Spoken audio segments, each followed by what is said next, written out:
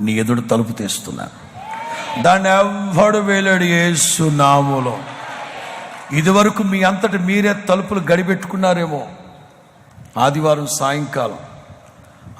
సాయంకాలం యేసయ్య శిష్యులు మేడగదిలోకి వెళ్ళి వాళ్ళంతట వాళ్లే తలుపేసేసుకుని గడిపెట్టేసుకున్నారు.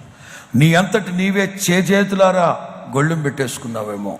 ఈ రాత్రి నా ప్రభు తలుపు తెరవబోతున్నాడు. ఇదివరకు ఏ సక్సెస్ లేక, ఇదివరకు ఏ జయము లేక, ఇదివరకు ఎక్కడ తలెత్తుకోలేక బ్రతికేవేమో, నా ప్రభు తలుపు తీస్తున్నాడు యేసు నామములో.